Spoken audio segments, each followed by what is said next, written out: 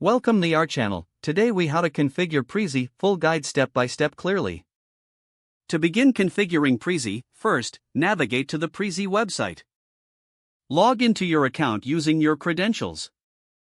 If you don't have an account, create one by clicking on the sign up button.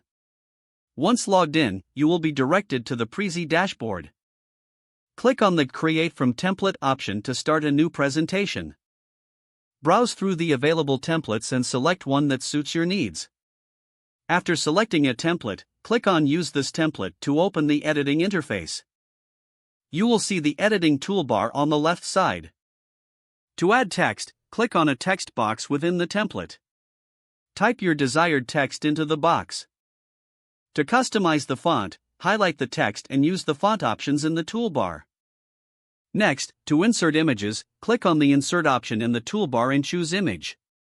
Upload your desired image from your device or select. To add a video, repeat the insertion process and select Video instead. Once your content is added, you can rearrange elements by dragging and dropping them. To create new slides, click on the Add Frame option from the toolbar. Select the type of frame you want to use and customize its content accordingly. To connect frames and create a path, click on the Path option and choose the order of your frames. After arranging the path, preview your presentation by clicking on the Present button. Make any final adjustments needed for timing and transitions within the editing interface. Finally, save your presentation by clicking on the Save icon in the toolbar. When ready, share your Prezi by clicking on the Share button and selecting your sharing options.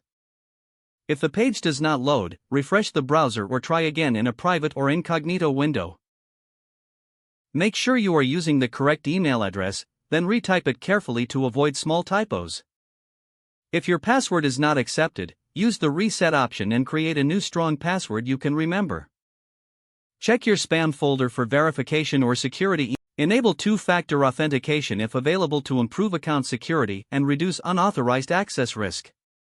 After signing in, review your profile details so your contact information and settings are accurate and current. If you see an error message, note it down and try again after restarting your device and internet connection. Don't forget to like this video and subscribe to our channel for more step-by-step tech guides.